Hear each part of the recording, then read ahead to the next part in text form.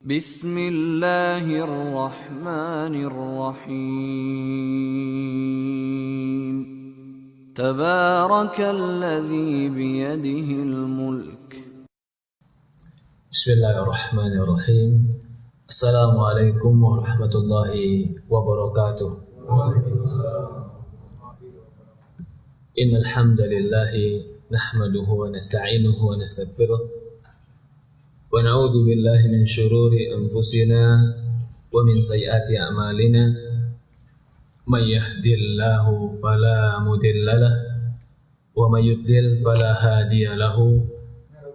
Ashhadu an la ilaha illallah wahdahu la syarika lah wa ashhadu anna Muhammadan abduhu wa rasuluhu la nabiyya ba'd.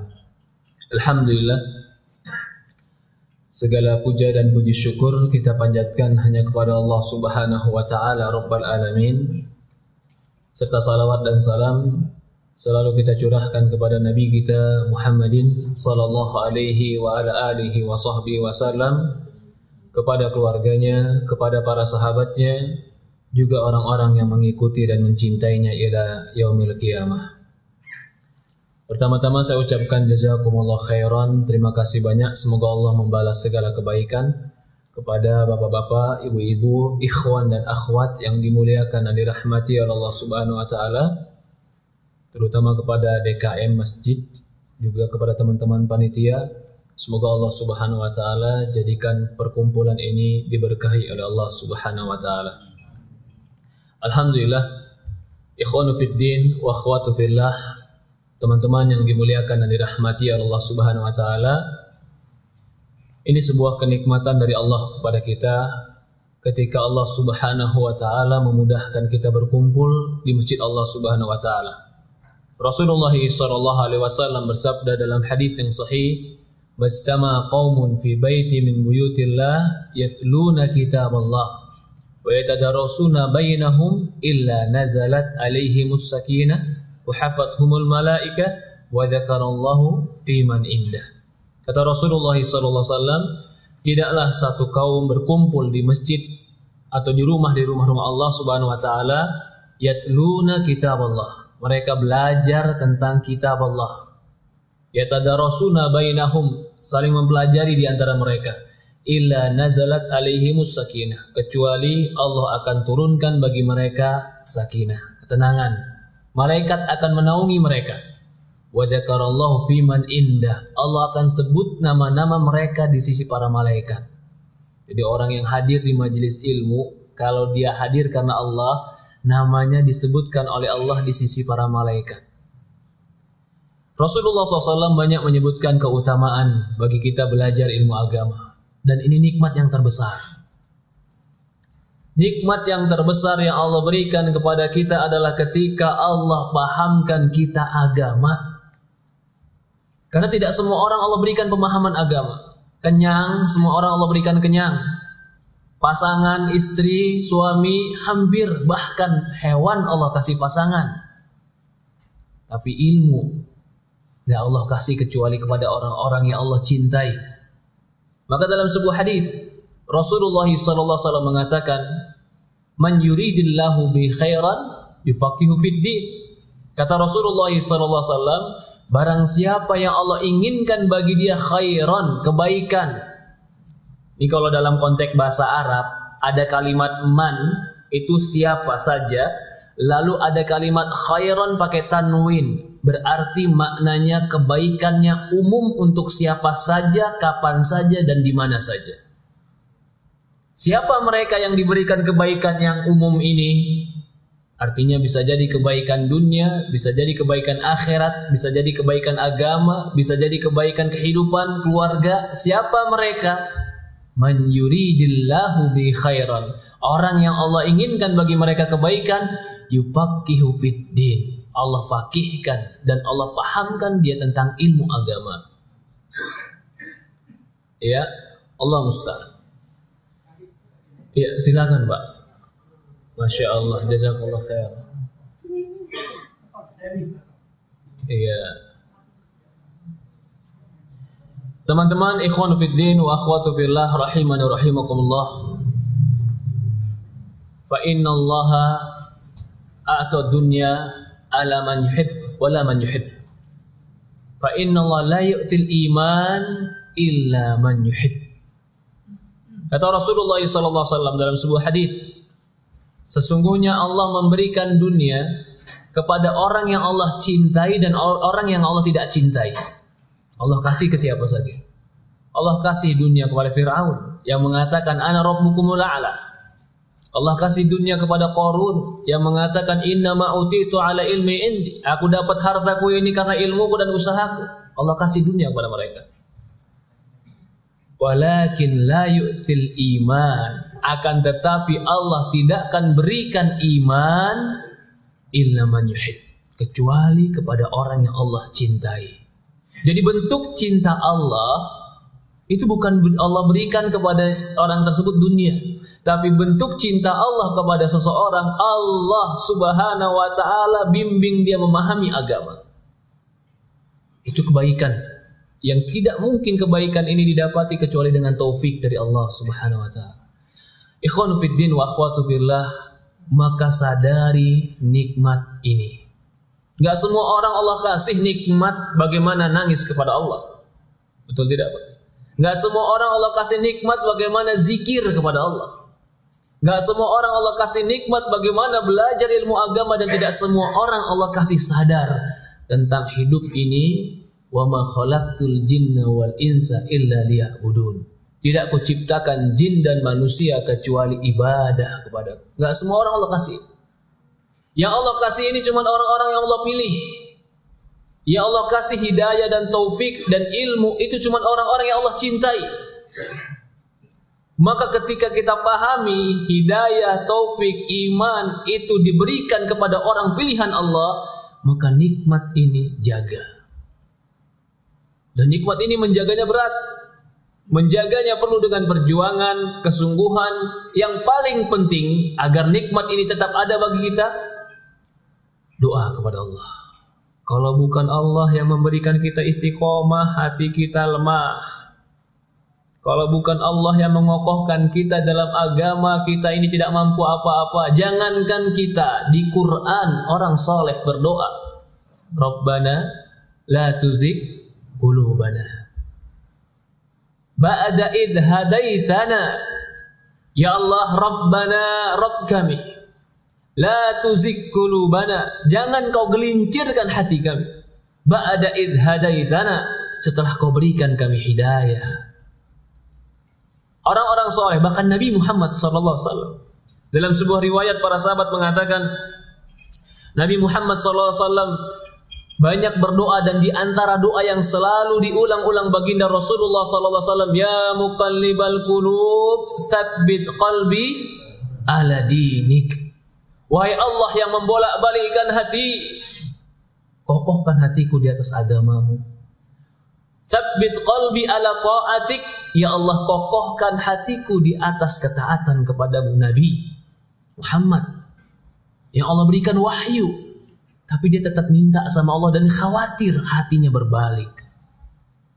Lalu kita udah ngaji 5 tahun, Ustadz, anak aman, insya Allah udah 5 tahun anak gak futur, Ustadz.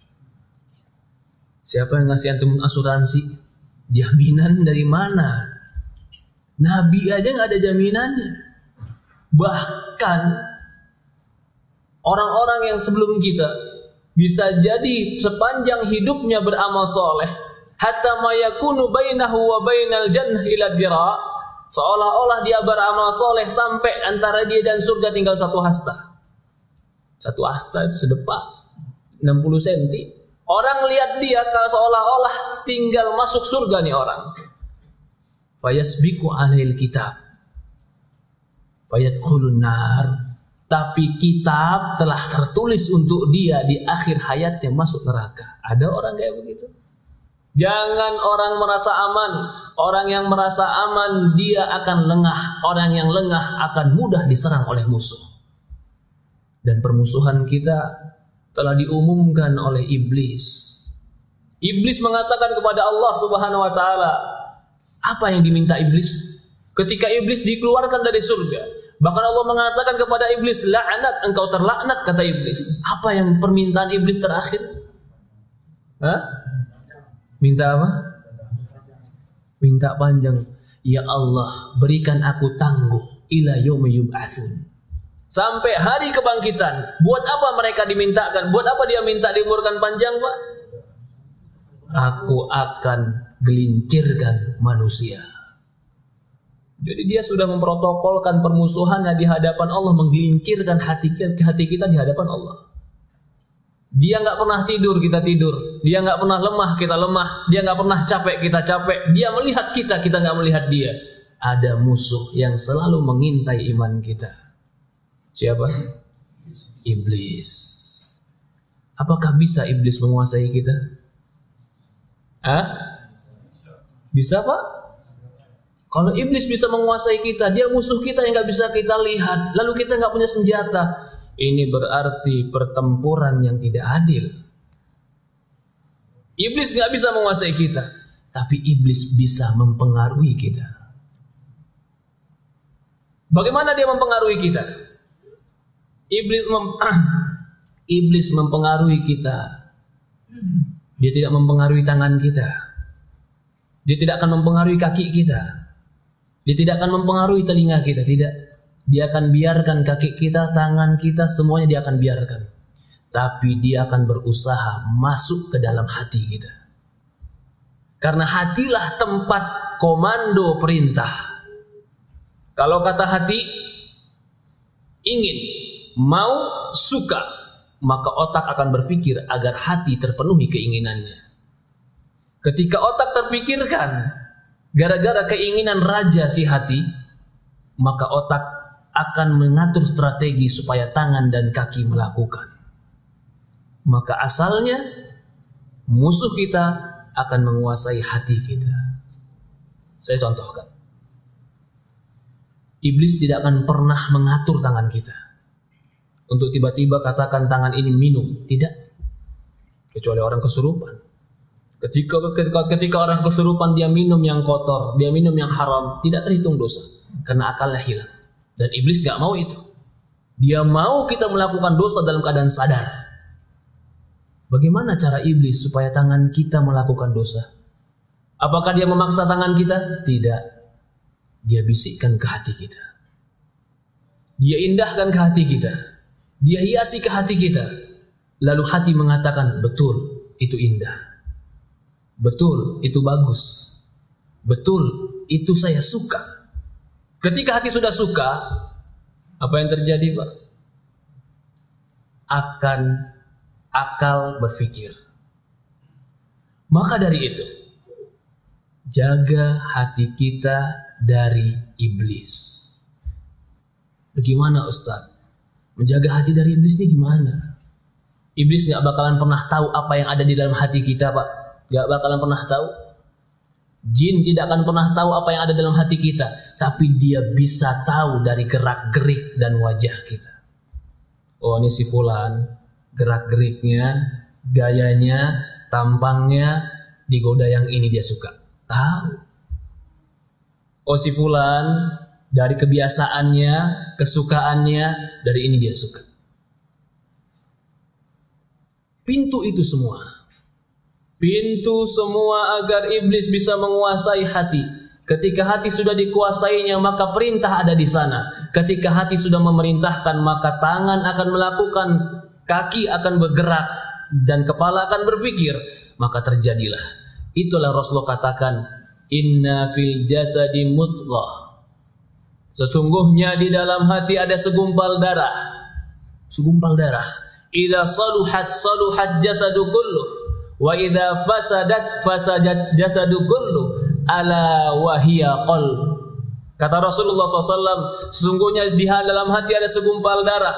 Kalau dia baik, maka baik seluruh badan. Kalau dia jelek, jelek seluruh badan. Ala huwa ya qalb. Itulah hati.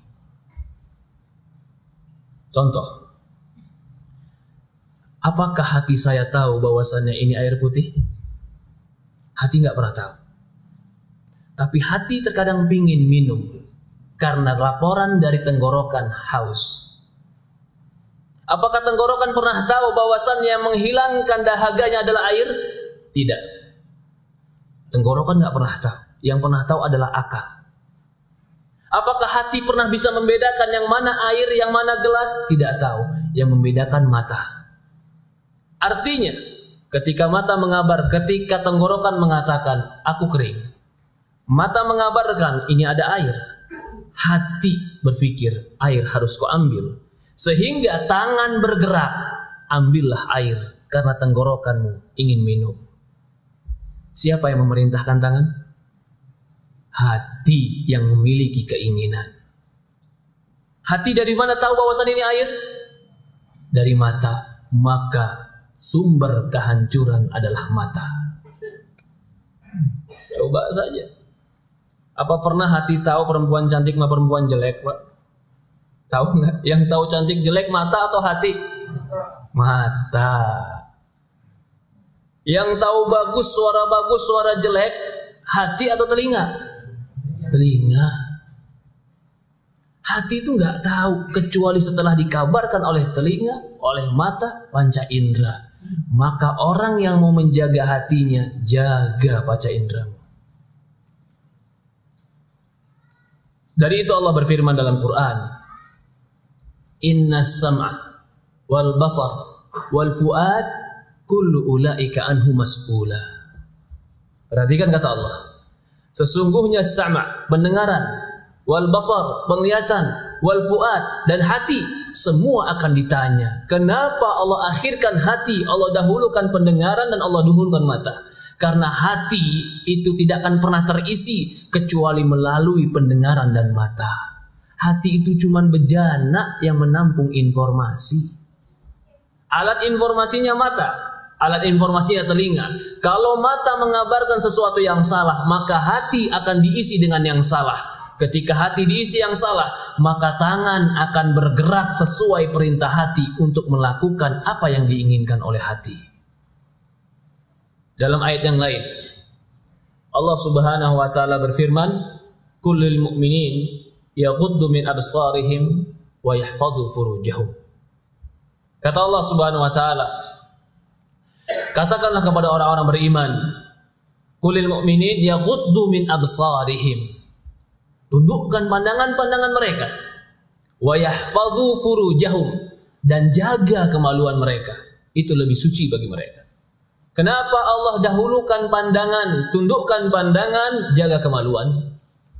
Karena kemaluan tidak akan pernah tahu kecuali pandangan yang mengabarkannya. Pandangan tidak akan pernah punya nafsu kecuali hati yang menginginkannya. Hati dia tidak akan pernah mengerti kecuali dia memerintahkan kemaluan untuk melakukannya. Maka semuanya ada pada hati. Orang mau minum, Pak. Orang mau mabuk, orang mau judi, orang mau zina, itu pasti asalnya dari mata dan telinga. Maka orang-orang yang tidak bisa menjaga pandangan dan menjaga mata, bisa dipastikan gak bisa menjaga hati. Orang-orang yang gak bisa menjaga hati, bisa dipastikan gak bisa menjaga amal. Orang-orang yang gak bisa menjaga amal, bisa kemungkinan dia celaka. Inna fil jasadi mudghah. Ini kata Rasulullah, sesungguhnya dalam tubuh itu ada segumpal darah.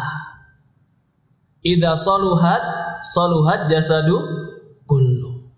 Jika segumpal darah ini baik, maka akan baik seluruh badan. Jika segumpal darah ini jelek, maka akan jelek seluruh badan. Karena segumpal darah ini menjadi komando untuk memerintahkan seluruh anggota badan. Maka itu para ulama mengatakan antara hati dan akal terkadang menjadi satu. Karena akal dan hati itulah tempat perintah. Dan iblis, syaitan berusaha menguasai akal kita. Kalau begitu, kita pahami ini. Ketika kita pahami, kalau begitu, jika iblis ingin merusak seseorang, dari manakah dan apakah yang harus dia masukkan dahulu? Cara berpikir. Yang indah, yang jelek dia jadikan indah. Yang haram dia jadikan halal. Yang tidak boleh dia jadikan boleh. Yang jelek dia hiasi menjadi bagus. Agar mata tertipu, telinga tertipu, hati menginginkannya. Maka itu iblis mengatakan, la uqiyannahum ajmain. Dalam ayat yang lain Allah mengatakan, la uzayyina lahum fil ard. Aku akan hiasi, perindah. Uzayyin, perindah. Siapa yang berjanji di depan Allah akan memperindah ini semua? Iblis. Iblis berjanji di depan Allah akan memperindah ini semua. Supaya apa? Supaya mata tertipu, telinga tertipu, akhirnya hati menginginkan dan hati tertipu. Begitu hati tertipu, dia melakukan apa yang dia inginkan seolah-olah indah, padahal menghancurkan dia. Sampai Allah katakan, wa gharrathumul hayatud dunya. Mereka tertipu dengan dunia. Kenapa tertipu? Karena yang jelek mereka anggap indah, yang benar atau yang salah mereka anggap benar, yang sesat mereka anggap hidayah dan taufik. Jadi jurus syaitan adalah penipuan. Bagaimana supaya kita tidak tertipu? Ya tidak Pak. Jenis syaitan penipuan tidak. Semua jurus syaitan itu penipuan. Dia menipu mata kita, dia menipu telinga kita, dia menipu informasi yang masuk ke dalam akal kita sehingga kita salah menilai. Ketika sudah salah menilai, salah berbuat. Ketika salah berbuat, salah melangkah. Ketika salah melangkah, tersesat. Lalu bagaimana caranya? Supaya setan tidak bisa menipu kita. Disebutkan oleh Imam Ibnu Qayyim. Ya, nanti kita akan bahas itu semua. Tapi saya mengambil pembahasan ini dari kitab Ighatsatul Lahfan. Karya Imam Ibnu Qayyim rahimahullah ta'ala. Pertama, kita masuk, Imam Ibnu Qayyim rahimahullah ta'ala mengatakan bahwasannya Allah menggambarkan di dalam Quran hidup, hati itu ada yang hidup. Juga hati itu ada yang mati.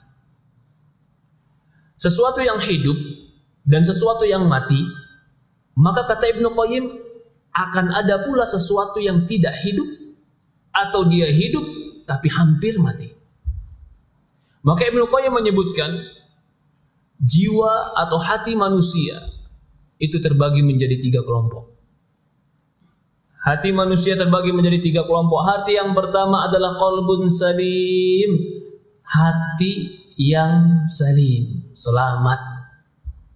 Selamat dari jerat-jerat syaitan, selamat dari tipu-tipuan syaitan, selamat dari pembohongan-pembohongan syaitan, sehingga dia bisa melihat yang benar itu benar, yang salah itu salah, yang baik itu baik, yang jelek itu jelek. Ini hati yang selamat, selamat daripada tipu daya syaitan. Allah berfirman di dalam Al-Quran, di surat Asy-Syura ayat 88 dan 89. Kata Allah Subhanahu wa taala, "Yauma la yanfa'u malu wala banun illa man atallaha biqalbin salim." Di hari itu la yanfa' mal, tidak akan bermanfaat harta, wala banun, dan tidak akan bermanfaat banun, keturunan. Illa man atallaha biqalbin salim, kecuali orang yang datang kepada Allah dengan hati yang selamat. Selamat dari apa? Siapakah hati yang selamat? Dan bagaimanakah hati yang selamat? Kata Ibnu Qayyim, hati yang selamat adalah hati yang selamat dari penghambaan kepada selain Allah, dari kesyirikan, dari apapun bentuk-bentuk yang memalingkan dia dari Allah, sehingga dia menghambakan diri kepada Allah. Kalau sudah dia tahu tujuannya Allah, perhatikan ini hati yang selamat. Bagaimana hati selamat? Dia tahu tujuan dia Allah. Maka keinginannya, cintanya, harapannya, taubatnya, takutnya, semua dia kembalikan kepada Allah. Karena dia tahu tujuan dia Allah. Sehingga apapun yang dia lakukan, dia harus menimbang apakah yang saya lakukan ini sesuai dengan tujuan saya. Dia harus Melihat sekali lagi, apakah yang saya perbuat ini dicintai oleh yang saya tujukan? Allah. Karena tujuan hidup kita adalah Allah. Maka orang yang penyakit hatinya, orang yang tidak selamat hatinya, orang yang belum tahu tujuan hidup.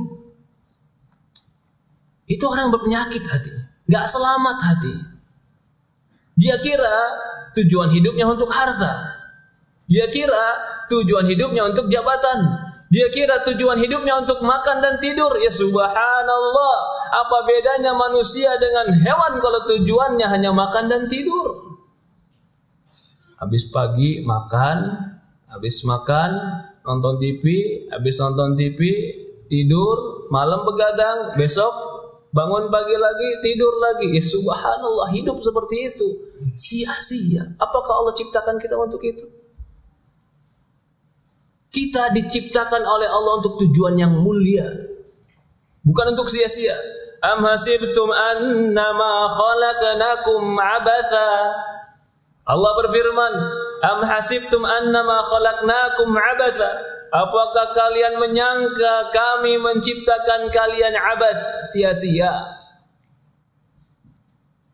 Apakah kalian menyangka diciptakan hanya untuk main-main, la'ibu walahu? Bukan. Kita diciptakan bukan buat itu. Maka jangan sampai ada orang bilang, apa istilahnya sekarang? Lahir untuk balapan. Ya subhanallah, lahirnya untuk balapan.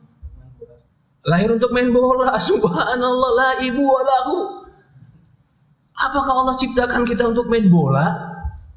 Habis itu berantem, habis main bola ada judi lagi. Ya subhanallah. Tidak, kita diciptakan oleh Allah untuk sesuatu yang lebih mulia. Hidup yang abadi. Jadi sekarang ini buat apa Ustaz? Ini semua untuk menguji kita dan ingin mengklasifikasikan kita masuk kelas yang mana. Ada yang masuk kelas yang paling bawah, ada yang gak lulus, ada masuk kelas yang atas. Karena kalau semua, kenapa sih Ustaz? Kenapa Allah gak masukin semua ke dalam surga? Kan Allah maha mampu Ustaz. Bisa.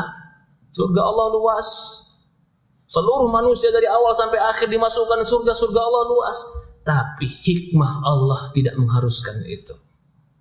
Bagaimana bisa orang yang satu sebelum subuh bangun, sholat tahajud sampai subuh ke masjid, zikir pagi petang, syuruk baru pulang, disamakan sama orang yang subuhnya gak bangun, bahkan tidak sholat, disatukan tempat? Adil atau gak adil? Gak adil. Kalau berbicara surga Allah luas, betul, tapi hikmah Allah lebih bijak. Orang yang hatinya selamat ngerti kemana tujuan hidupnya. Buat apa sih kita hidup? Apakah kita buat Ustaz, hidup saya buat mengabdi kepada perusahaan Ustaz? Subhanallah. Kasihan jadi hantu. Enggak Ustaz, hidup saya untuk apa? Untuk apa kalau bukan untuk mengabdi kepada Allah? Kalau orang hatinya masih bengkok, belum mengerti ini, maka itu mereka datang kepada Allah, hatinya belum selamat. Maka Allah katakan di sini, yauma la yanfa'u malu wala banun. Di hari itu enggak bermanfaat mal wala banun. Tidak bermanfaat harta dan keturunan. Nah, sementara orang bukan.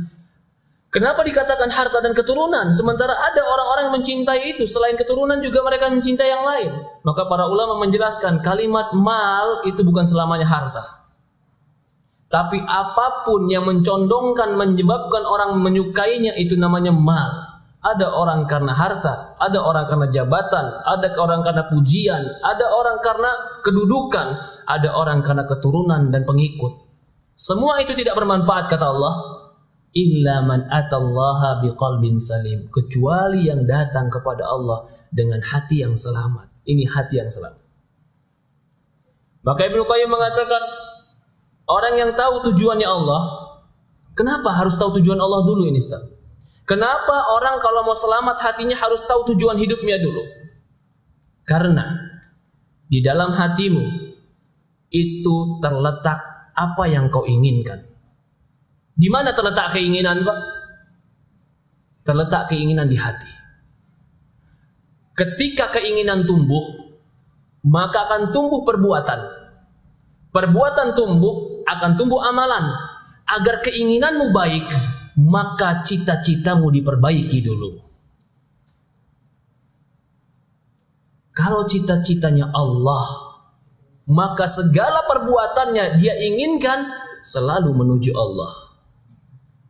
Harta dia cari kerja karena Allah, dia berkumpul karena Allah, dia berteman karena Allah, dia berpisah karena Allah, dia marah karena Allah. Semua karena Allah, karena dia tahu tujuan hidupnya. Karena hati tempat keinginan. Tapi kalau keinginannya sudah salah, salah keinginan dalam hidupnya. Yang diinginkan harta, yang diinginkan adalah banyak-banyakan dunia. Salah keinginannya. Apa yang terjadi? Cara berpikirnya salah, cara berbuatnya salah, mengambil keputusan salah, berteman karena dunia, berpisah karena dunia, setia karena dunia, bergerak karena dunia, semua karena dunia. Apa sebabnya? Tujuannya salah. Jadi orang yang selamat hatinya adalah orang yang mengerti tujuan hidup. Hidup kita, inna salati wa nusuki wa mahyaya wa mamati lillahi rabbil alamin. Katakanlah, kul inna salati, salatku, wa nusuki, sembelihanku, wa mahyaya wa mamat, hidupku, matiku. Artinya hidupku apa? Semua perbuatan hidup kita timbang dengan keridhaan Allah. Semua yang kita lakukan dalam kehidupan timbang dengan kecintaan Allah. Kalau itu tidak Allah cintai, tinggalkan. Maka kita mengerti qalbun salim, hati yang selamat. Tapi kalau Allah nggak cintai tetap dikerjakan, berarti dia belum mengerti apa itu diinginkan tujuan hidupnya. Maka kata Ibnu Qayyim di sini, terkadang ketika dia ingin sampai kepada tujuan dan beramal tadi, bukan hanya yang dibutuhkan adalah ketaatan dan kepatuhan tadi, tapi ucapan dan perbuatannya harus dia tanya. Orang yang tujuannya Allah, orang yang hatinya mau selamat menuju Allah, setiap ucapan dan perbuatannya harus ada 2 pertanyaan dalam diri dia. Yang pertama, 5, kenapa saya lakukan? Yang kedua, kaifa, bagaimana saya lakukan? Kita minum air putih, bismillah. Sebelum minum tanya, kenapa saya minum? Kalau kita bilang saya minum karena sekadar haus, engkau hanya mendapatkan hilang dahagamu. Tapi kalau saya minum bismillah karena Allah, dapat pahala, dapat ibadah, dan hilang haus. Maka semua perbuatan, kata Ibnu Qayyim, orang yang menuju Allah jangan lupa menanyakan 2 perkara ini dalam amalannya. 5, wa kaifa, kenapa kau lakukan dan bagaimana kau lakukan. Kenapa kau berbuat baik? Kenapa kau sholat? Kenapa kau tinggalkan yang haram? Kenapa kau mendekatkan diri kepada Allah? Kenapa kau ramah dengan tetanggamu? Kenapa kau gunakan sendalmu dengan kaki kanan? Kenapa kau buka pakaianmu dengan yang kiri? Pertanyaannya, kenapa kau berbuat? Pertanyaan kenapa ini, maka akan lahir dalam diri adalah ikhlas. Semua karena Allah. Semua karena Allah, itulah keikhlasan. Maka pertanyaan kenapa kau lakukan harus punya jawaban. Semua karena Allah. Kenapa kita kerja, Pak? Hah? Kenapa kita kerja, Pak? Iya, nggak kerja nggak dapat duit, Ustadz. Iya. Cuman sampai di situ? Bukan. Karena Allah. Oke, kita bilang kerja karena Allah. Tiba-tiba dalam kerjaan dikasih 2 pilihan, Pak. Yang halal sedikit, yang haram banyak. Hah? Beli yang halal banyak. Masya Allah, pintar, bagus. Tapi nggak ada pilihan. Yang ada cuma yang halal sedikit, yang haram banyak. Tiba-tiba syaitan bilang, udahlah ambil aja yang haram, nanti kasih anak yatim sebagian, bagi-bagi. Kalau kita udah kasih anak yatim kan Allah maha penerima taubat. Pikir di kepala, iya juga ya. Subhat kan? Informasi yang salah masuk, ya tidak. Bagaimana cara mengkatnya supaya informasi nggak salah masuk? Ilmu yang benar, itulah ilmu agama. Maka majelis taklim salah satu cara memotong supaya informasi dari syaitan nggak masuk. Nanti kita akan bahas 2 pintu syaitan yang paling besar yang menyebabkan seorang itu tergelincir. Tapi kita sekarang membahas hati yang selamat. Yang pertama adalah menuju Allah. Semua perbuatannya harus dia tanya kemana arahnya. Yang kedua, pertanyaannya tadi kaifa, bagaimana caranya. Maka pertanyaan bagaimana ini jawabannya adalah tadi pertanyaan pertama apa? Kenapa? Jawabannya adalah Allah. Karena mencari ridha Allah, mencari cinta Allah. Pertanyaan kedua, kaif, bagaimana?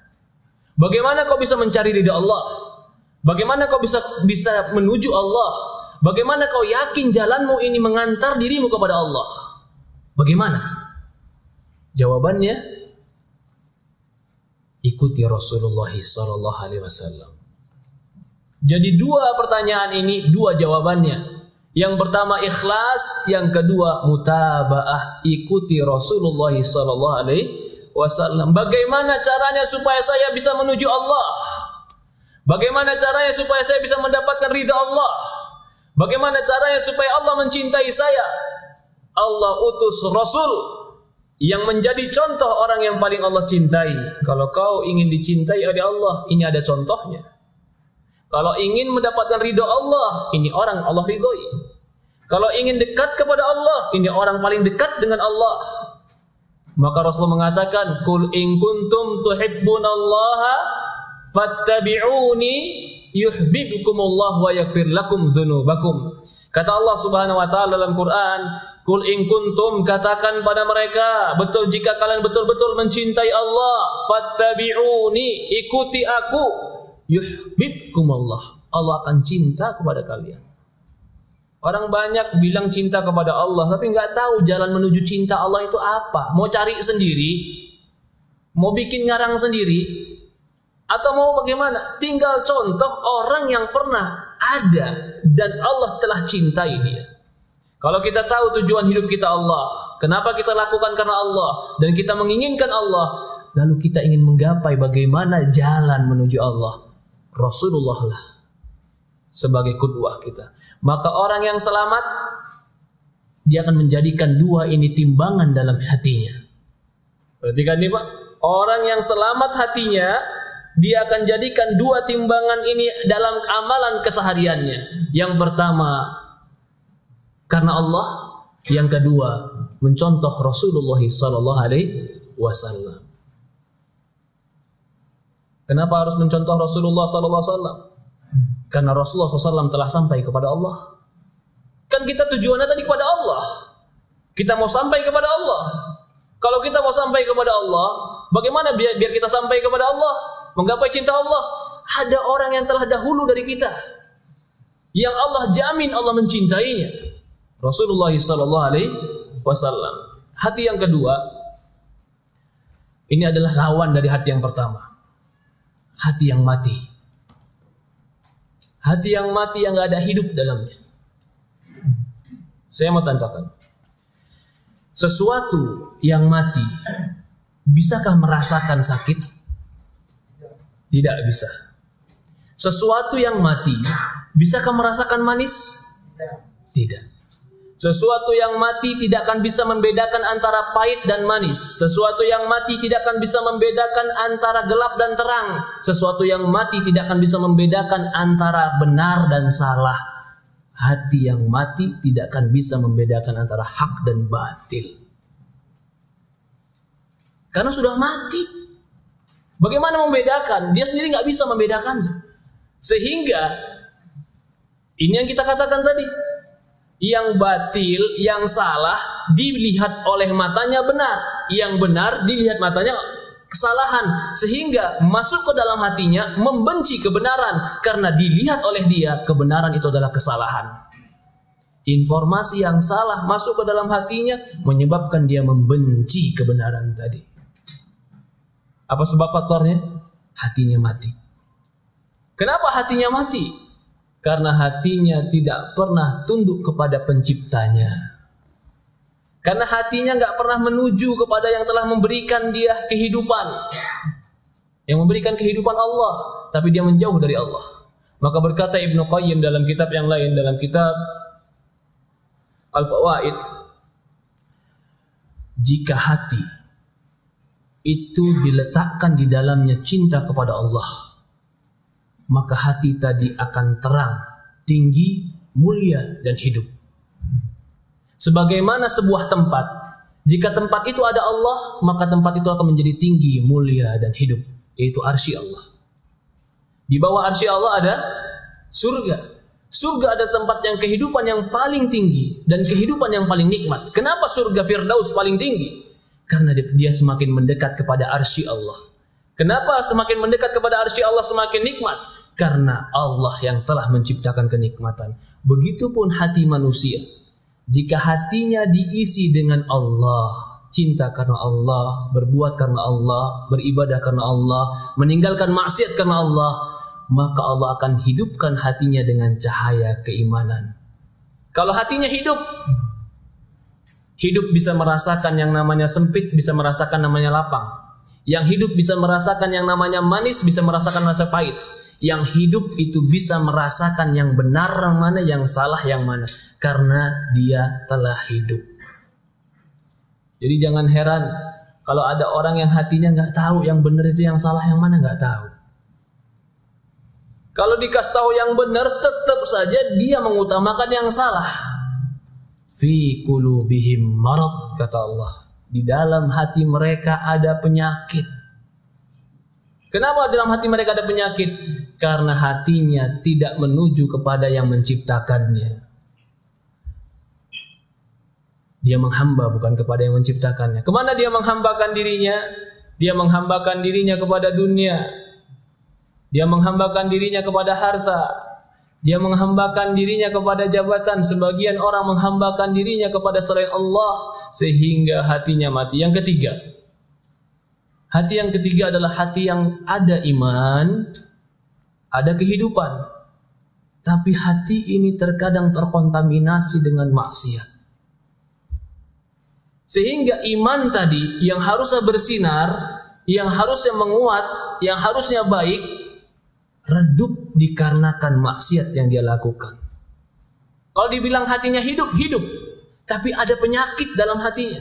Penyakit apa? Penyakit maksiat. Sehingga kehidupannya nggak sempurna. Sama seperti orang hidup. Tapi hidup penuh dengan penyakit. Akan tidak sempurna hidupnya. Dia hidup. Tapi hidupnya mungkin butuh bantuan pernapasan.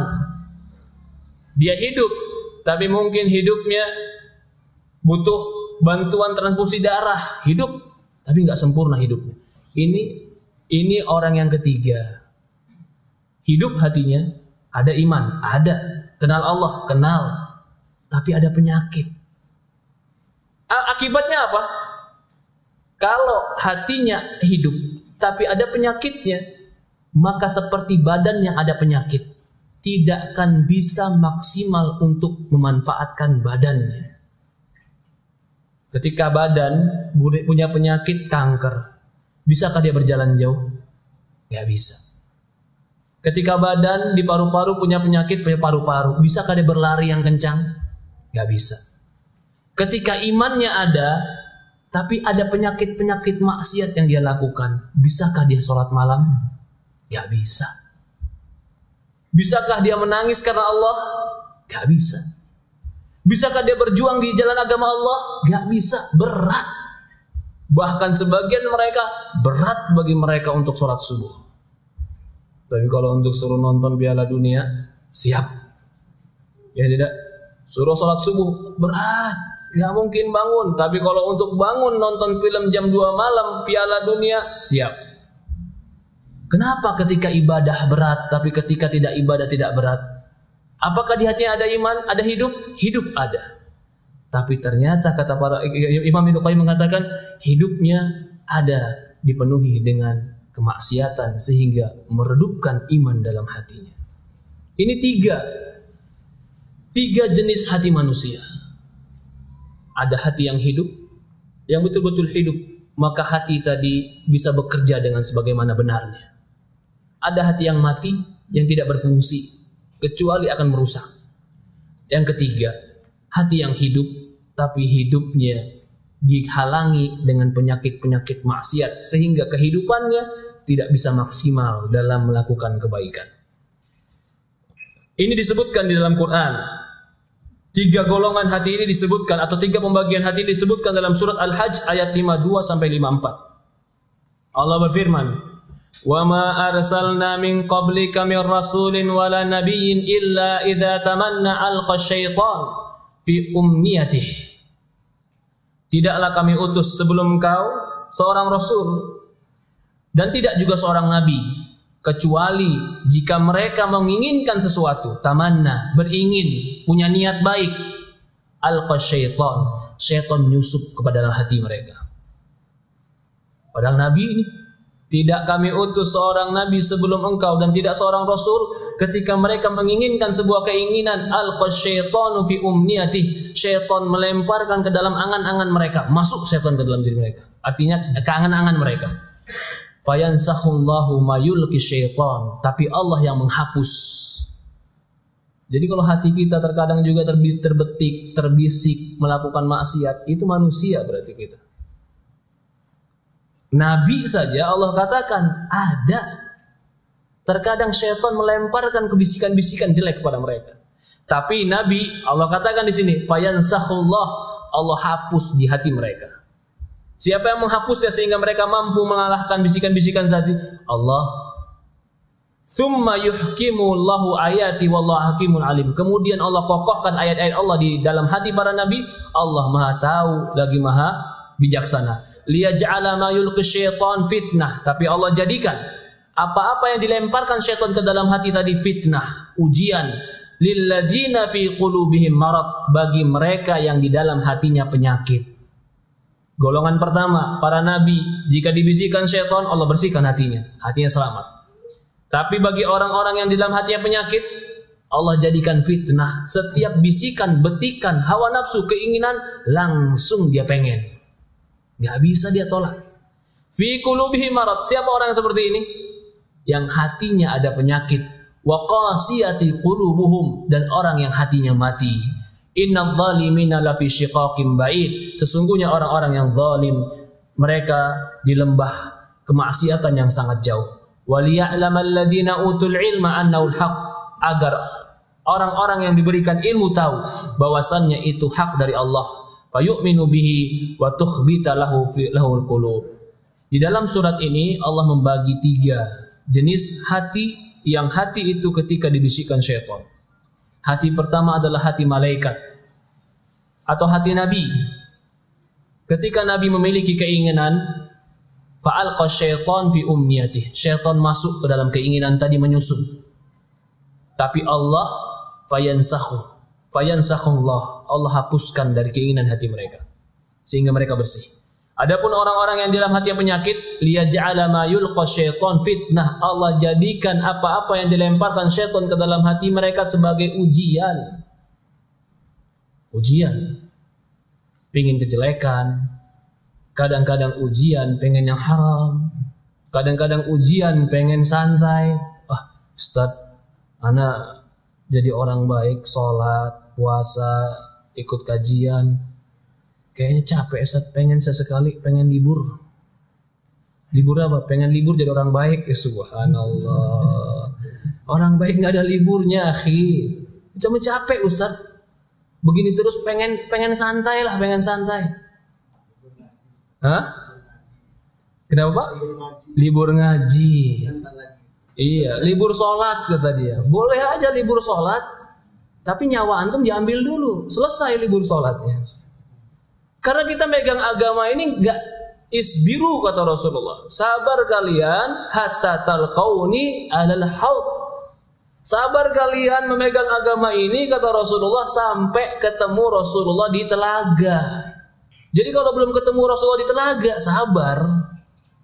Jangan kita berpikir, oh Ustaz, kalau gitu nanti kalau saya udah nggak ngaji lagi, saya libur, saya nggak sholat lagi, nggak capek. Enggak, kamu akan capek. Kalau bukan capek buat ketaatan, capek buat maksiat. Nggak ada lagi hidup yang nggak capek, nggak ada. Orang tidur 24 jam aja capek, betul tidak? Maka orang yang mengatakan dia ingin libur dari kesolehan dan kebaikan dan berusaha baik, dia rasa dia tidak akan capek, itu tipuan syaitan. Dan itu ada pada manusia terkadang, dibisikkan syaitan. Udahlah, antum udah bagus ini. Kalau antum meninggal hari ini, malaikat langsung masukin antum ke surga. Subhanallah. Gangguan. Hah? Langsung diutus burung, malaikat langsung bawa. Subhanallah. Padahal kalau sholat masbuk. Padahal kalau subuh selalu rakaat kedua datangnya. Iya. Padahal kalau lagi sendirian pegang HP, subhanallah. Kadang-kadang tergoda. Ya Rob. Lalu setan bilang, santai aja. Allah kan surganya luas. Masa buat ente sedikit aja nggak dapet? Subhanallah. Benar surga Allah luas. Tapi untuk orang-orang yang mendahulukan Allah dalam hati mereka. Perhatikan di sini. Maka kata Ibnu Qayyim, dalam ayat ini ada dua orang difitnah dengan bisikan syaitan. Yang pertama yang hatinya sakit. Sakit itu nggak mati, Pak. Yang kedua qasiyah, yang hatinya mati. Orang sakit itu pun beraneka ragam.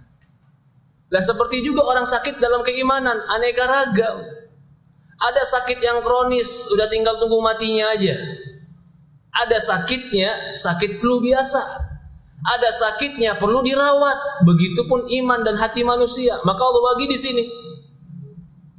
Liyuftina liya'lam Allah liyaj'ala ma yulqi syaitan fitnatan lil ladina fi qulubihim marad, agar Allah jadikan apa-apa yang dibisikkan syaitan tadi ujian bagi orang yang di hatinya berpenyakit. Wa qasiyati qulubuhum, dan bagi mereka yang hatinya mati. Innadz zalimina lafi syiqaqin ba'id. Kemudian Ibnu Qayyim menyebutkan apa sih sebenarnya sakit hati yang paling bahaya? Iri, ya bagian. Hasad, bagian. Ada dua pintu yang paling besar yang menyebabkan hati menjadi sakit, yang akhirnya melahirkan penyakit-penyakit yang lain. Ada dua penyakit yang paling besar. Yang kalau kita melihat dalam Quran, penyakit ini dikumpulkan dalam beberapa ayat. Yang pertama, Allah berfirman dalam surat Al-Baqarah ayat 10. Fi qulubihim marad fazadahumullahu marada. Di dalam hati mereka ada penyakit dan Allah tambah penyakit pada mereka. Ayat ini bercerita tentang siapa?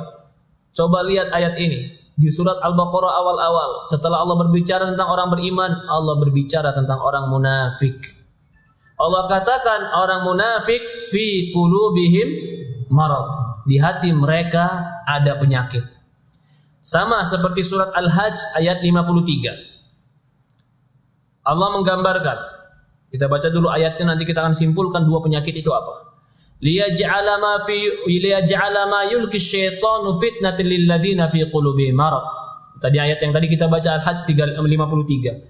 Agar Allah jadikan apa-apa yang dilemparkan syaitan sebagai fitnah bagi orang-orang yang dalam hatinya ada penyakit. Di dalam surat Al-Ahzab ayat 32 masih menyebutkan tentang penyakit hati.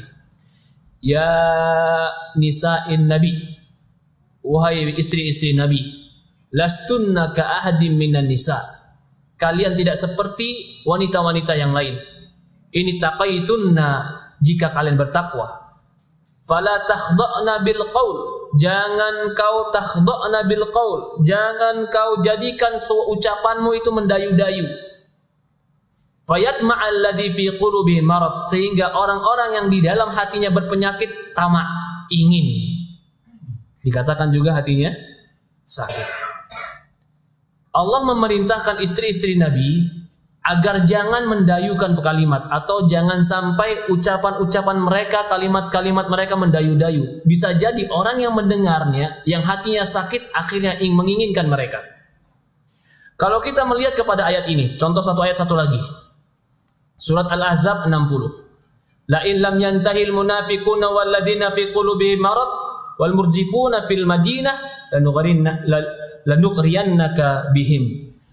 La in lam yantahi, kalau seandainya orang-orang munafik itu enggak berhenti, walladzina fi qulubihim marad, dan orang-orang di hatinya ada penyakit. Allah sebutkan juga dalam Ahzab 60 orang-orang berpenyakit. Kalau kita melihat kepada semua ini, ternyata dua penyakit. Yang pertama, penyakit yang dikatakan ilmu dan syubhat. Kenapa mereka menjadi munafik? Kenapa mereka menjadi kafir? Kenapa mereka menentang Allah? Karena ada salah informasi yang masuk ke dalam diri mereka. Kesalahan informasi ini yang dikatakan syubhat. Salah informasi. Kenapa dia membenci Nabi? Kenapa dia tidak menerima Nabi? Karena ada pemahaman yang salah dalam diri dia. Ini penyakit yang pertama. Penyakit syubhat namanya. Salah paham. Ini yang kita bilang tadi. Kenapa sebabnya? Karena dia melihat yang hak itu batil, yang batil itu hak.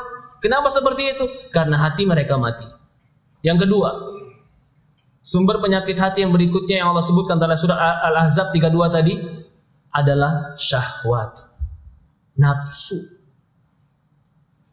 Kenapa dia tamak? Kenapa dia serakah? Kenapa dia memperkosa? Kenapa dia menghancurkan orang lain? Kenapa dia guna-guna orang lain? Ternyata kalau dicek sekali lagi, satu, syahwat. Jadi kalau dilihat semuanya, ternyata sumbernya dua api ini. Kebodohan dan nafsu dan syahwat. Maka dua ini menjadi sumber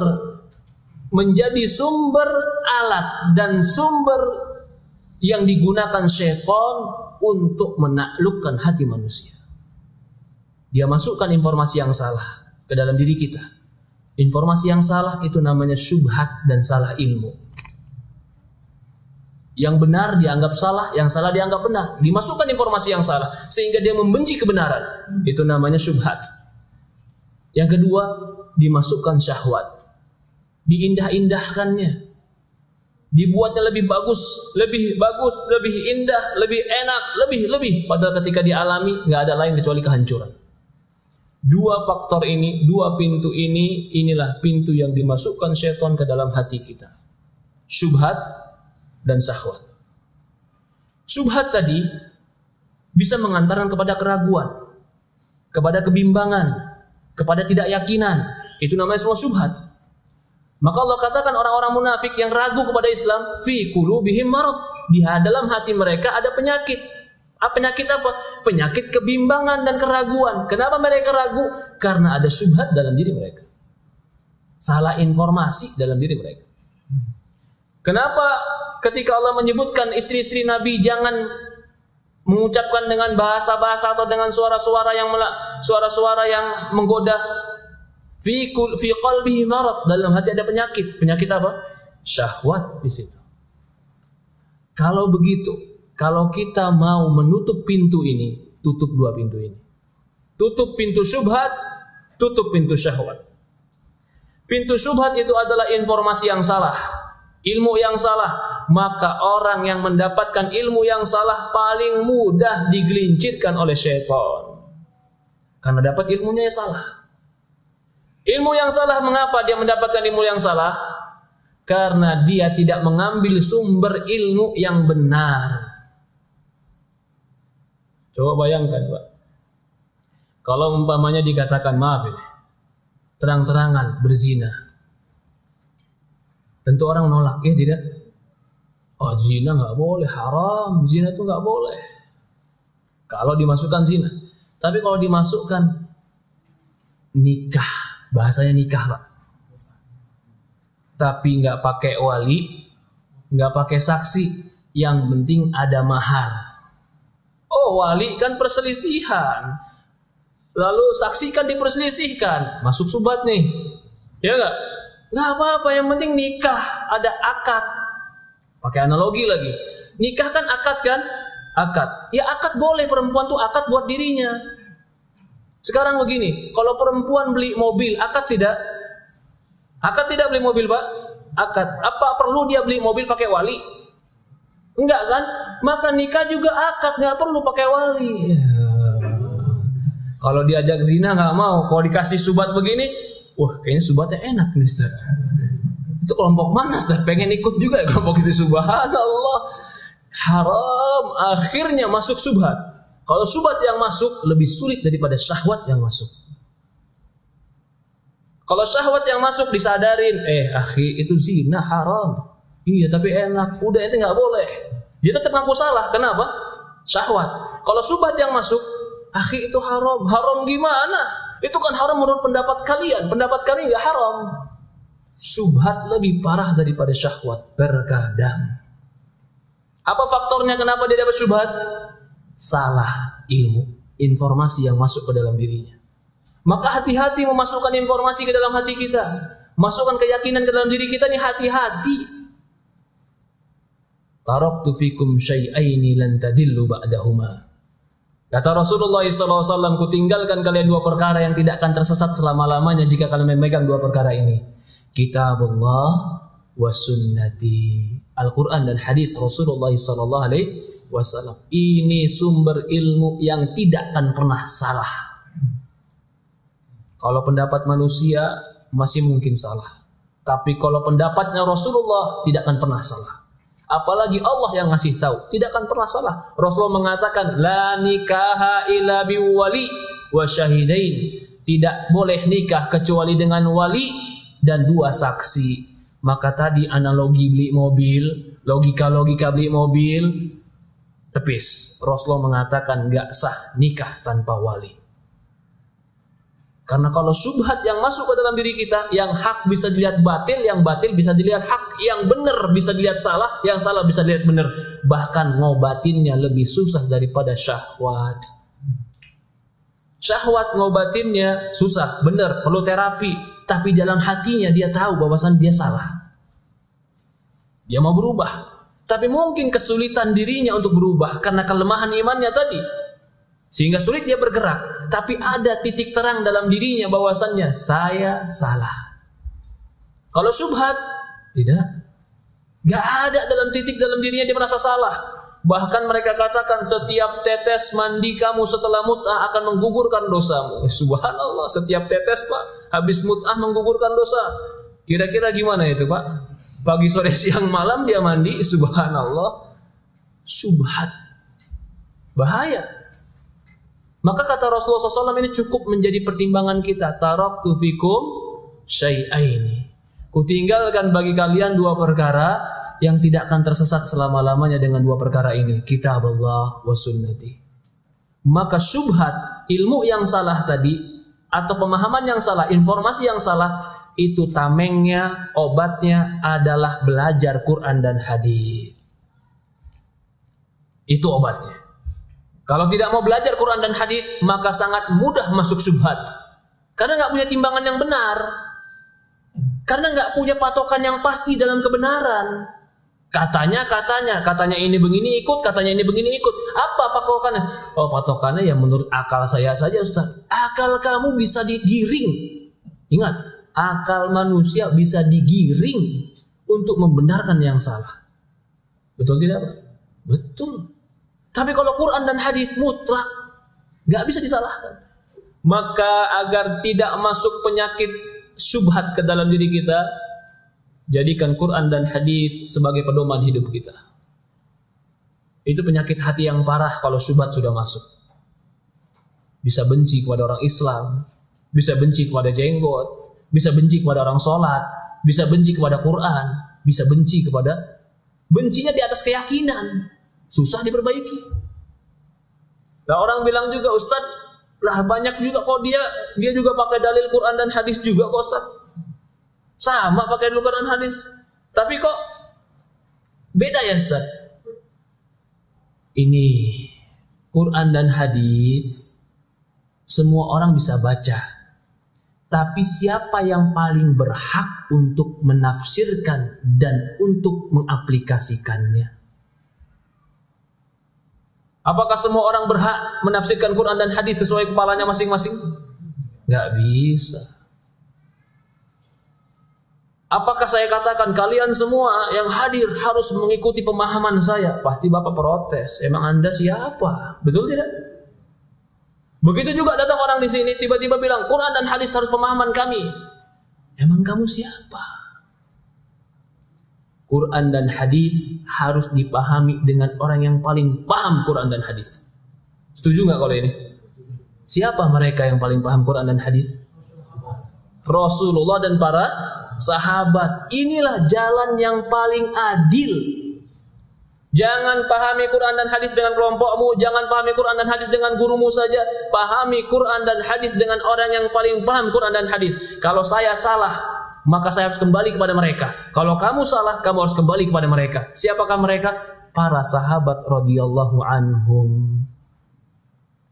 Lah konsep ini konsep sederhana, Quran, hadis, pemahaman sahabat. Tapi kalau ada orang ngajarin ini langsung dicap. Apa capnya, Pak? Hah? Pak Jenggot, subhanallah ya Rob. Salahnya di mana? Salahnya di mana? Apakah saya melanggar Quran, melanggar hadis, melanggar pendapat para sahabat? Enggak. Lah mereka yang melanggar Quran dan melanggar hadis malah diberi toleransi. Oh, toleransi sama mereka. Tapi sama orang yang pada Quran dan hadis dengan pemahaman para sahabat, oh ini radikal ini. Ini wahabong katanya. Ada lagi istilah wahabong, subhanallah ya Rob. Gak boleh begitu. Kita gak merasa diri kita paling benar. Yang paling benar Quran, yang paling benar hadis. Dan para sahabat adalah orang yang paling benar mengaplikasikan Quran dan hadis. Maka kita semua siapa saja, ayo kita ajak bukan kepada diri kita, bukan pada kelompok kita, bukan pada organisasi kita, kembali kepada Quran dan hadis dengan pemahaman para sahabat. Loh di mana Ustaz pemahaman sahabat? Sahabat pada meninggal. Ya di buku-buku para ulama, di Imam Bukhari, Imam Muslim, buku tafsir, semua tercantum dan tertulis bagaimana pendapat para sahabat. Di buku-buku Imam Syafi'i, buku Imam Malik, buku Imam Ahmad, Ibu Hanifah, tertulis pendapat para sahabat. Ayo kembali kepada mereka. Ajakan ini adil atau tidak adil? Adil. Yang tidak adil itu adalah kamu salah kalau kamu karena bukan kelompok saya. Mereka benar walaupun dia salah karena dia kelompok saya. Ya subhanallah, jadi benar dan salah cuma karena kelompok, bukan karena penimbangan yang benar. Kita kembali. Agar tidak termakan syubhat, dan syubhat merupakan penyakit hati yang paling berbahaya, tamengi diri dengan timbangan yang benar. Agar enggak terombang-ambing Al-Quran, hadis dengan pemahaman para sahabat. Lalu bagaimana menamengi diri dengan syahwat, Ustaz? Kan tadi ada dua penyakit, syubhat dan syahwat. Bagaimana menamengi diri dengan syahwat? Menamengi diri dengan syahwat itu adalah ibadah. Jadi kalau orang banyak taklim tapi kurang ibadah, saya khawatir syahwatnya menggebu-gebu. Ilmunya ada tapi syahwatnya lebih besar daripada ilmunya, sehingga ilmunya kalah dengan syahwatnya. Harus dia kontrol dirinya dengan ibadah. Rasulullah mengatakan dalam sebuah hadis, kata Rasulullah SAW, ya ma'syarus sabab, man istata'a minkumul ba'ah falyatazawwaj. Fa'inna aghaddu lil basar wa ahsanu lil farj. Wahai para pemuda, barang siapa di antara kalian yang mampu menikah, maka menikahlah. Karena dia menjaga kemaluan dan menundukkan pandangan. Faman lam yastati, barang siapa yang tidak mampu, fa'alai bisawm, harus dia puasa. Nikah ini syahwat. Puasa tameng dari syahwat. Jadi tameng syahwat itu adalah amal. Tameng dari syubhat adalah ilmu. Orang yang sering taklim tapi nggak pernah ibadah akan kena syahwat. Orang yang banyak ibadah tapi nggak pernah belajar akan kena syubhat. Orang yang belajar ilmu agama harus mengamalkan ilmu agamanya agar dia nggak kena syahwat dan nggak kena syubhat. Mungkin sebagian kena syubhat udah bisa, dia banyak belajar, banyak ngaji, tapi kena syahwat, wah subhanallah, jatuh ke dalam syahwat. Bagaimana supaya syahwat tidak jatuh, Ustaz? Ibadah kepada Allah, minta tolong kepada Allah, zikir kepada Allah, Kemudian Imam Ibnu Qayyim menyebutkan, ya, hidupnya hati itu merupakan cahaya yang akan menerangi kehidupan manusia, dan matinya hati itu merupakan kegelapan yang akan mengantarkan kepada kesesatan. Intinya di sini Ibnu Qayyim ingin menceritakan bahwasannya kalau hatimu hidup dengan cahaya ilmu dan amal, maka amalmu akan baik. Tapi kalau hatimu mati, nggak kenal Allah, nggak kenal tujuan hidup, nggak kenal hakikat kehidupan, bahkan disibukkan dengan maksiat dan dosa, maka hidupmu pun akan berantakan. Apa dalilnya? Al-Quran surat Al-An'am ayat 122. Allah Subhanahu wa ta'ala berfirman, "Awaman kana mayyitan fa ahyainahu wa ja'alna lahu nura yamshi bihi fin nas kaman mathalahu fi dhulumati wa laysa bi kharijin minha." Kata Allah Subhanahu wa ta'ala, "Awaman kana mayyitan," apakah orang-orang yang mati, fa ahyainahu, kemudian kami hidupkan dia, fa ja'alna lahu nura, setelah dihidupkan kami jadikan bagi dia cahaya, yamshi bihi fin nas, dia berjalan dengan cahaya itu di tengah manusia, kaman mathalahu fi dhulumati laysa bi khariji minha, seperti orang yang berjalan di kegelapan dan tidak bisa keluar dari kegelapan. Di dalam ayat ini Allah menjadikan asal kehidupan dan asal keselamatan itu dua. Yang pertama hidup, yang kedua adalah cahaya. Maka Allah katakan, awaman kana mayyitan fa ahyainahu, apakah orang yang mati kemudian kami hidupkan.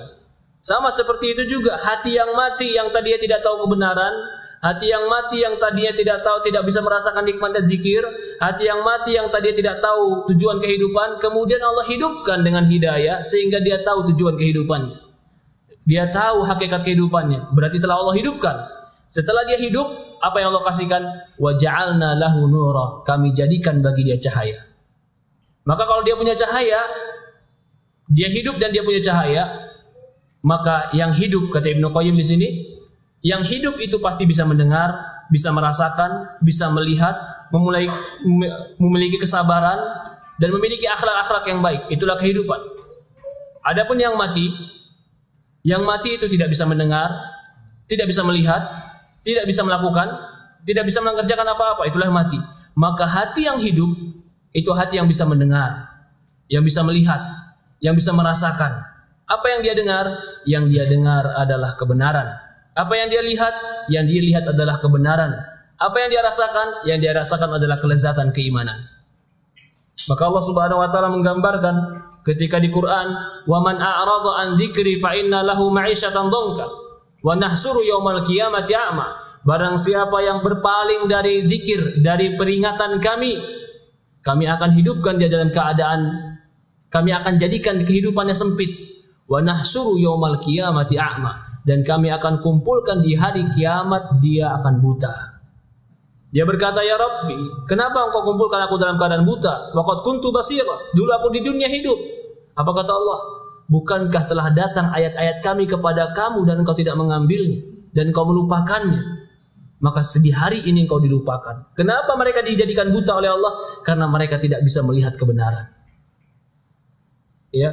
Bahkan Al-Quran dikatakan, "Lau kunna nasma'u au na'kilu ma kunna fi ashabis sa'ir," kata mereka. Kalau seandainya lau kunna nasma' au na'kil, kalau seandainya kami ini mendengar dan kami ini berakal, ma kunna fi ashabis sa'ir, kami tidak akan menjadi penghuni neraka.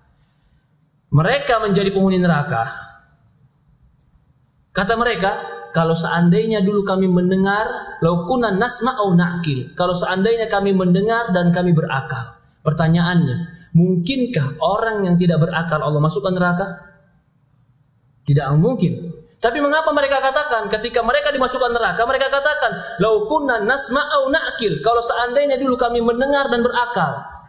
Bukan maknanya mereka enggak mendengar. Mereka mendengar, tapi mereka betul-betul tidak mendengar al-haq.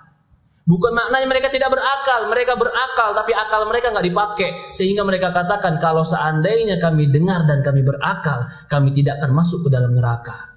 Lah orang-orang yang mereka hatinya mati, itu tidak akan bisa mendengar al-haq. Orang-orang yang hatinya mati tidak akan bisa melihat al-haq, tidak akan bisa berakal dan bisa memikirkan tentang kebenaran. Kadzalika qalbul marid bisyahwat. Seperti itu juga hati yang sakit dengan syahwat. Dia akan lemah.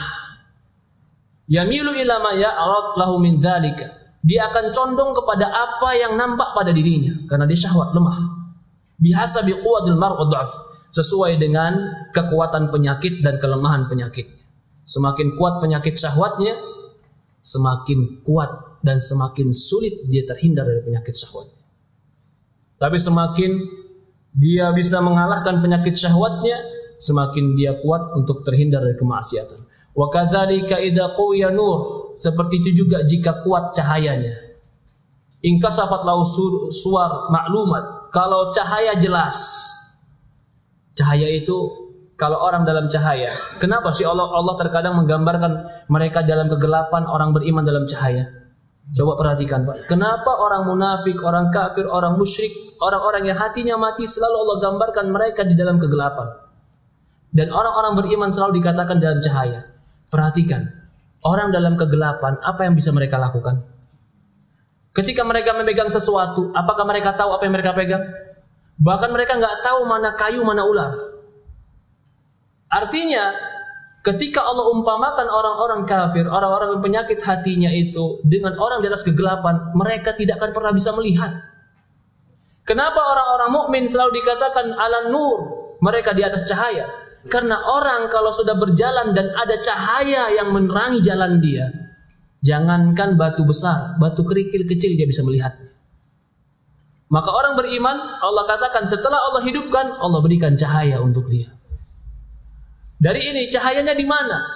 Cahayanya adalah di hatinya untuk melihat kebenaran.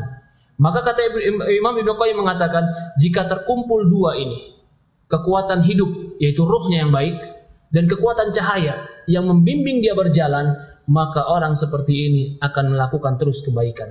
Siapa yang ada ini? Siapa yang memiliki ini? Ini adalah orang-orang yang hatinya Allah hidupkan dalam kehidupan mereka. Dikatakan lagi, fi ayya annal qulub wasihatu la tahsul illa bi an yakuna ma'rifatul haqiqah. Anau la sa'adatul qalb. Ya.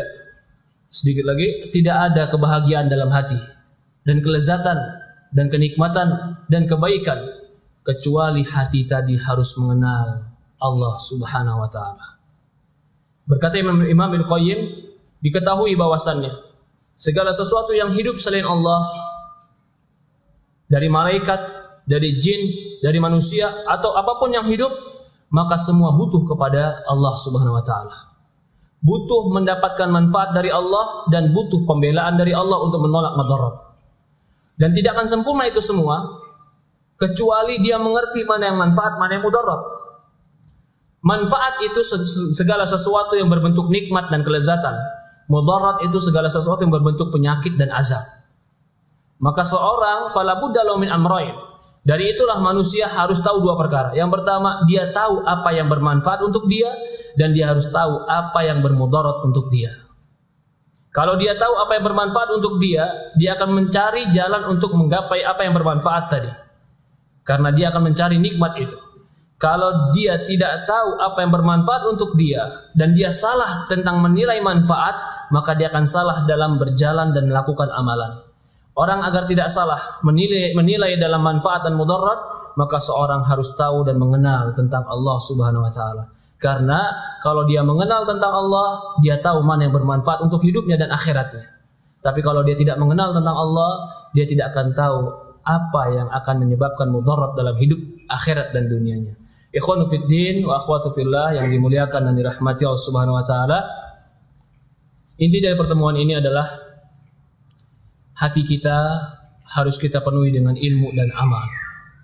Itulah tameng dari penyakit hati. Ilmu harus diambil daripada ilmu yang benar. Dan amal harus dicontohkan oleh Rasulullah SAW. Kalau dua ini ada pada diri kita, insya Allah hati kita terjaga untuk kepada tujuan yang benar, yaitu Allah Subhanahu wa taala. Tapi kalau dua ini kita tidak memilikinya, maka hati tadi akan menjadi sakit, bahkan hati tadi akan tertipu, bahkan bisa menjadi mati, sehingga tidak bisa menilai mana yang benar, mana yang salah. Allah musta'an. Tinggal 15 menit lagi, mungkin ada pertanyaan, dipersilahkan. Sebelum ada pertanyaan, silahkan Pak. Silakan Pak. Fadhol. Bertanya Pak. Boleh, silakan. Pertama tentang bagaimana caranya menyelamatkan hati dari bisikan setan. Karena itu sangat sekali. Ya. Bagaimana caranya untuk menghindari itu? Hati dari bisikan syaitan. Yang kedua, bagaimana kita melihat ada satu kejadian di mana kejadian itu seperti kuntilanak itu dipaku jadi orang, jadi manusia itu apa? Bisa dipercaya itu boleh? iya. Yang pertama, bagaimana menyelamatkan hati kita dari bisikan syaitan. Sebenarnya tadi saya sebutkan. Syaitan masuk dari dua arah. Ilmu yang salah dan syahwat. Ilmu yang salah, maka obatnya dengan belajar. Syahwat obatnya dengan ibadah. Tapi syaitan tidak akan suka di tempat yang bersih. Betul tidak, Pak? Syaitan itu suka tempat yang kotor, yang menjijikkan, dan penuh dengan dosa.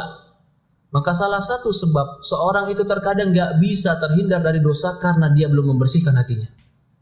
Qad aflaha man tazakka wa dzakara asma rabbih fa shalla. Ada orang yang maksiat berat untuk dia meninggalkan maksiat.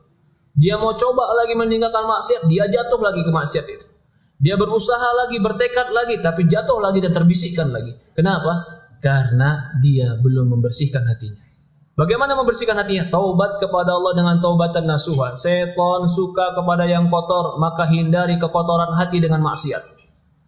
Kekotoran hati maksiat itu berarti memberikan peluang kepada syaitan untuk bercokol dalam hati. Syaitan tidak suka sesuatu yang bersih dan suci. Kesucian dan kebersihan itu adalah dengan tauhid dan ibadah kepada Allah. Semakin banyak bertauhid, beribadah kepada Allah, menamai diri dengan zikir, semakin jauh dari syaitan. Itu salah satu sebab juga agar kita terhindar dan dari bisikan-bisikan syaitan. Lalu ke pertanyaannya, bagaimana kalau ada jin? Gimana tadi Pak? Iya. Kuntil anak dipaku tiba-tiba jadi manusia gitu Pak. Saya mau tanya Pak, serius ini saya mau tanya.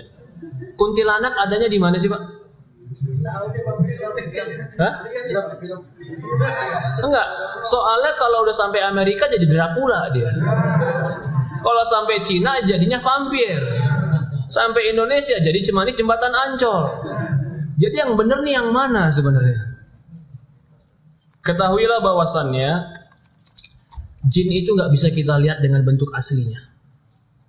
Maka kenapa setiap daerah punya mitos masing-masing tentang gambaran jin, beda-beda, dan dia akan menampakkan sesuai yang menjadi mitos tadi. Gara-gara orang sudah mengatakan sundel bolong, akhirnya dia nunjukin dia seperti sundel bolong, padahal dia nggak seperti itu. Tapi begitu dia dibawa ke Amerika, jadi vampir, dia beda lagi. Kenapa? Karena dia tidak akan bisa menunjukkan bagaimana bentuk aslinya. Di zaman Rasulullah SAW pernah ada jin, pernah bentuknya anjing. Pernah ada jin bentuknya manusia. Nggak pernah bentuknya bentuk aslinya mereka. Nggak pernah. Maka kalau ada tiba-tiba bentuk manusia itu semua permainan, Pak. Permainan jin sendiri. Dia merubah-rubah bentuk seolah-olah dia itu banyak, padahal itu juga. Atau seolah-olah dia mengelabui kita dengan pandangan kita, dengan mata kita bahwasannya dia berganti-ganti dengan banyak orang, padahal bukan. Jadi bukan kita nggak percaya dengan jin, wajib bagi kita percaya adanya makhluk halus dan jin, tetapi kita tidak boleh mengkultuskan dan mempercayai bahwasannya jin itu akan memberikan manfaat dan mudarat, nggak boleh.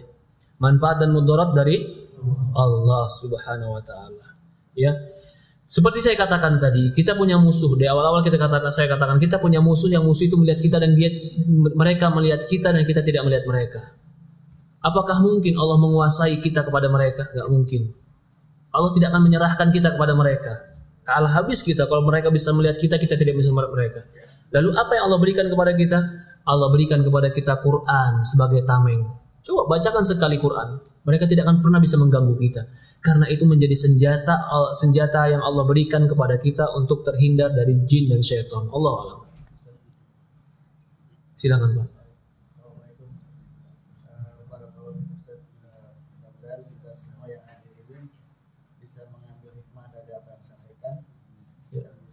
melaksanakan apa-apa yang sudah digariskan dalam akad. Masya Allah, amin. Ada Jazakallah pun khair. pertanyaan yang ingin bertanya adalah tadi dia banyak disinggung tentang peran setan di Ustaz. Iya. Tentang agar berusaha supaya dia tuh berbuat Menyimpang. seolah ini setan tertuduh saja. Sesan tertuduh. Yang kita ambil tadi adalah bagaimana sih peran hawa nafsu itu sendiri. Siap. Karena kalau kita baca itu inna nafsa la amaratun bisu. Inna nafsa la'amaratu bisu. Betul. Itulah nafsu. Masya Allah. Seolah-olah setan tertuduh. Jadi dia mau kiamah, ya Allah, bukan aku melakukan, setan yang goda aku, katanya. Apa kata setan? Fala talumuni walumu anfusakum. Jangan salahin aku, salahin kamu sendiri. Siapa suruh mau? Kata setan. Ya kan? Fala talumuni walumu anfusakum. Aku nggak maksa kalian, kalian yang ikuti sendiri. Memang betul. Bahkan terkadang, Pak, ada setan dari jenis manusia yang lebih jahat daripada setan berbentuk jin. Karena ada setan berbentuk manusia. Setan berbentuk jin, Pak, itu masih bilang sama Allah, Rabbi, khalaqtani min nar wa khalaqtahu min tin. Ya Allah, kau ciptakan aku dari api, kau ciptakan Adam dari tanah. Dia masih ngaku Allah pencipta. Coba setan dari golongan manusia, Fir'aun, ana rabbukumul a'la, aku Tuhanmu yang paling tinggi. Mana yang lebih parah, Fir'aun atau iblis, Pak? Manusia itu. Ya. Setan memang terkadang membisikkan. Tapi kan yang melakukan kita. Dia membisikkan, betul. Ketika yang melakukan, dia nggak maksa kita. Siapa suruh kita mau dibisikin? Kan begitu. Lalu gimana keadaan syahwat, Ustaz? Syahwat itu adalah api yang ada pada tubuh kita. Kalau saya umpamakan api ini nggak boleh dimatiin. Kalau dia dimatikan nggak bisa bermanfaat dalam kehidupan. Tapi kalau dia kebesaran akan hangus dan terbakar. Coba syahwat nafsu dimatikan, Pak. Bapak-bapak saya yakin nggak mau kawin, nggak mau kerja, nggak mau punya anak. Kalau nggak mau kerja, nggak mau kawin, nggak mau punya anak, kira-kira kehidupan normal atau kehidupan akan berhenti? Akhirnya ada syahwat. Karena pengen punya istri, pengen punya anak, harus pengen punya makan. Ada syahwat di situ. Tapi apinya normal. Ini api yang udah ada dalam diri kita ini normal. Kalau normal itu baik, boleh. Itulah syahwat. Lah begitu ini api udah ada dalam diri kita, malah disiram bensin. Kira-kira apa yang terjadi, Pak? Terbakar. Syahwat udah ada, tapi mata lihat porno. Dan belum ada istri, kira-kira gimana, Pak? Ngebakar diri sendiri. Syahwatnya ada, dia bakar dirinya dengan melihat sesuatu yang membakar syahwatnya, tapi nggak disalurkan, nyiksa nggak? Menyiksa dirinya sendiri. Lah seperti itu pula, syaitan tahu ada kadar api dalam diri kita ini. Lah kadar api ini siapa yang mengatur? Tetap kita, tapi syaitan meniupkan supaya bisa jadi api ini besar. Lah kita yang jaga api ini, jangan sampai besar, jangan sampai mati. Kita yang jaga apinya. Tapi syaitan mencari kesempatan supaya dia bisa menguasai api ini. Maka kalau kita katakan di dalam kata inna nafsa la amartum bisu, sesungguhnya nafsu, syahwat kadang memerintahkan kepada kejelekan. Benar. Tapi kalau diarahkan kepada kebaikan, akan baik dia. Ya. Maka Allah mengharamkan zina, tapi tidak melarang mutlak hubungan intim. Allah berikan jalan keluar nikah. Allah Subhanahu wa taala haramkan riba, tidak mengharamkan jual beli. Allah berikan arahan jual beli. Karena memang ada itu kebutuhan hidup kita dari masalah nafsu la'amartum bisu, ya. Jadi kita harus menjaga nafsu kita sendiri. Syaitan memanfaatkan itu sebagai tanda, sebagai alat supaya kita tergelincir. Maka jangan berikan kesempatan untuk syaitan mempermainkan hawa nafsu kita. Dari mana pintu syaitan mempermainkan hawa nafsu kita? Siapa yang bisa jawab dapat tadi ya? Hawa nafsu tadi di mana, Pak? Hawa nafsu di dada, di hati. Syaitan mempermainkan agar hawa nafsu kita besar. Bagaimana cara syaitan bisa membesarkan itu? Masya Allah. Jazakallah khair, Pak. Dari mata, betul. Dari mata dan telinga. Maka jaga mata, jaga telinga, jaga panca indera. Kenapa dalam Islam nggak boleh menyentuh wanita? Salaman nyentuh aja nggak boleh. Karena itu panca indera yang akan mengantarkan ke dalam hati. Lalu orang bilang, hati kamu aja yang kotor, pegang sedikit masa. Bukan hati yang kotor, itu menunjukkan hati yang masih hidup. Sekarang kalau ada laki-laki salaman sama perempuan dan merasakan kelembutan tangan perempuan, lalu berpikir tentang perempuan, normal atau salah, Pak? Lalu ada laki-laki yang pegang perempuan lembut, dia nggak gerak sama sekali, biasa, dingin, normal atau nggak normal? Hah? Barit dan dingin nih orang, dingin nih, harus dihangetin nih orang. Jadi Islam tutup pintu, jangan seperti itu. Ada perempuan yang buka jilbab, terbuka auratnya, lehernya, bahkan mungkin buah dadanya terlihat atau ukuran terlihat. Lalu laki-laki tergerak, normal atau nggak normal? Kita nggak bicara boleh atau nggak boleh ya. Yang nggak normal itu adalah orang yang tidak tertarik dengan lawan jenis. Maka itu Islam melarang dengan menundukkan pandangan, melarang dengan mendengar yang haram, melarang dengan menyentuh yang haram, agar tidak terkobar hati api yang ada dalam dada ini. Kan tadi saya umpamakan sebagai apa? Sebagai api. Lah mana bensinnya? Itulah yang kamu sentuh. Sentuh sedikit bisa kobar nih api. Lihat, dengar. Yang kamu lihat, yang kamu dengar membakar dalam jiwa. Maka itu Islam menjaga agar kita tidak membakar jiwa kita sendiri. Ya, Allah musta'an. Assalamualaikum Ustadz, saya sudah punya 60 tas, tapi masih saja kepengen beli lagi. Sampai jadi pusing kalau nggak beli. Ya subhanallah. Saya berusaha tahan tapi susah. Harus bagaimana Ustadz? Doa sama Allah. Betul ini, doa sama Allah. Doa sama Allah, ya Allah cabutlah penyakit ini. Itu penyakit. Menghabiskan harta yang sia-sia. Karena semua akan ditanya di hadapan Allah Subhanahu wa taala. Jangankan tas yang begitu banyak. Min aina hasalta wa aina tunfik. Dalam sebuah riwayat dikatakan akan ditanya hartamu dari mana kau dapat dan untuk apa kau perbuat. Maka yang paling pertama kali dia harus doa sama Allah. Ya Allah, perbaiki aku. Yang kedua, caranya. Ya. Kalau memang ada orang terkadang suka seperti itu. Ya sudah, didik dirimu. Kalau kau suka dengan sesuatu yang baru, kau harus komitmen. Yang lama harus kau kasih orang lain. Kau sayang Ustaz, ya sudah jangan beli kalau sayang. Tapi enggak, saya pengen beli juga. Beli tapi yang lama kasih orang lain. Jika bermanfaat buat orang lain. Ya, dan ini tidak boleh bagi seorang innal mubadzirina kanu ikhwana syayatin wa kana syaitan li rabbih kafura. Sesungguhnya mubadzir itu teman-temannya syaitan dan syaitan terhadap Rabbnya dia berbuat kafir. Tadi saya katakan ada 3 jenis hati. Bagaimana 3 jenis hati? Silakan. Iya Pak. Ya, hati yang setengah-setengah. Simpulan, masya Allah, betul. Hati yang sekarat, kata saja Allah khair. Ini kan yang dibagi kan, betul, panitia.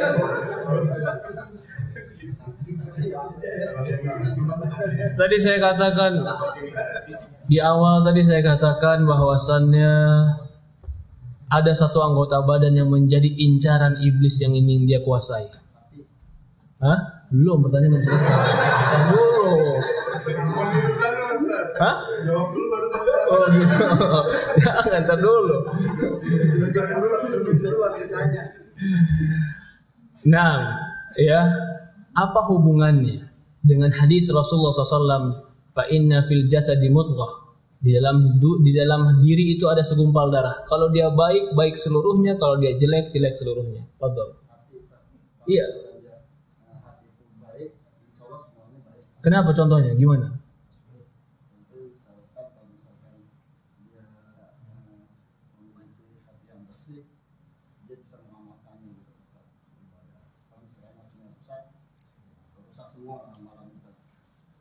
Ada yang bisa lebih menjelaskan kenapa kok segumpal darah itu baik akan baik seluruhnya?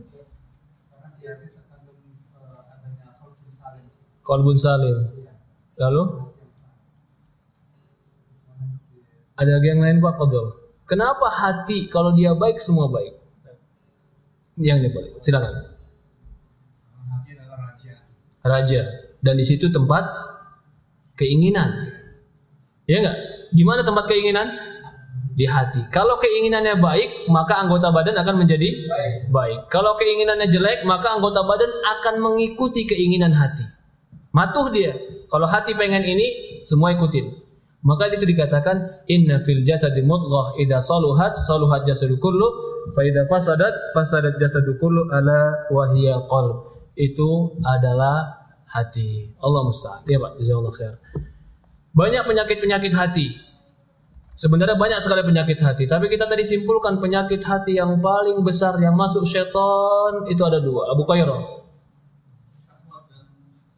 Syahwat dan subhat. Obatnya? Subhat dengan ilmu. Sahat dengan amal. Masya Allah, jazakallah. Dan ingat, semua manusia akan diuji dengan dua ini. Dengan syahwatnya atau dengan subhatnya. Siapapun pasti dapat ujian ini. Hasiban nasu ayutraku ayyaqulu amanna wa hum la yuftanun. Apakah mereka menyangka hasiban nasu ayutraku, apakah manusia menyangka mereka dibiarkan begitu saja setelah mereka mengucapkan beriman? Wa hum la yuftanun. Mereka sangka mereka enggak diuji. Akan diuji syahwat kita, akan diuji ilmu kita, akan diuji iman kita. Ya Allah alam. Ya Abu Khair, jazakallahu khair. Ya. Tadi saya katakan saya mengambil dari buku apa, Pak? Lupa ya. Fadhal akhi.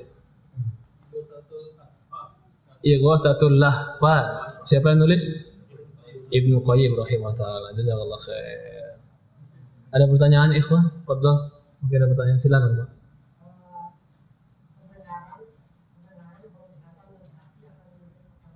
Nah, betul. Qul ulaka anhum mas'ulun.